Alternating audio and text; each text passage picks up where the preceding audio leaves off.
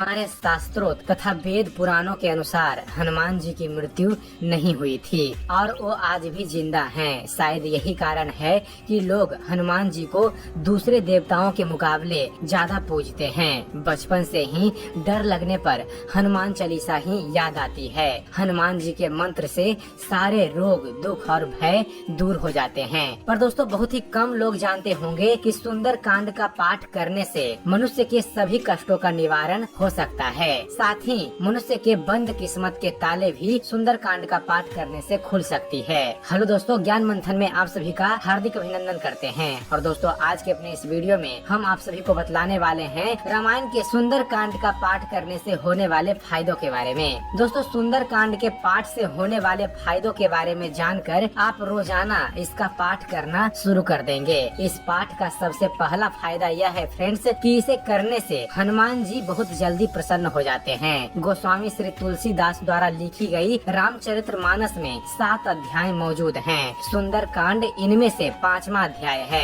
ऐसे तो रामचरितमानस के सभी अध्यायों को भगवान की भक्ति के लिए ही लिखा गया है, परंतु सुंदर कांड का महत्व सबसे अधिक बताया गया है। माना जाता है कि सुंदर कांड का पाठ करने वाले भक्त को हनुमान जी बल प्रदान करते हैं। उसके आसपास कोई भी नकारात्मक शक्ति भटक नहीं सकती। यह भी मान्यता है कि जब किसी भक्त का आत्मविश्वास कम हो जाए या उसके जीवन में कोई काम न बन रहा हो तो उसे सुंदर कांड का पाठ करना शुरू करना चाहिए। सुंदर कांड के पाठ से सभी काम अपने आप ही बनने लगते हैं। दोस्तों, यहाँ तक कि केवल शास्त्रीय मान्यताओं ने ही नहीं, विज्ञान ने भी सुंदर कांड के पाठ के महत्व को समझाया है। विभिन्न मनोवैज्ञानिकों की राय के अनुसार सुंदर कांड का पाठ भक्त में आत्मविश्वास और इच्छा शक्ति को बढ़ाता है। इस पाठ की एक एक पंक्ति और इससे जुड़ा अर्थ भक्तों को जीवन में कभी न हार मानने की सीख प्रदान करता है। मनोवैज्ञानिकों के अनुसार किसी बड़ी परीक्षा में सफल होना हो तो परीक्षा से पहले सुंदर कांड का पाठ अवश्य करना चाहिए। यदि संभव हो तो विद्यार्थियों को सुंदर कांड का पाठ करना चाहिए। यह पाठ उनके भीतर आत्मविश्वास को जगाएगा और उन्हें सफलता के और करीब ले जाएगा।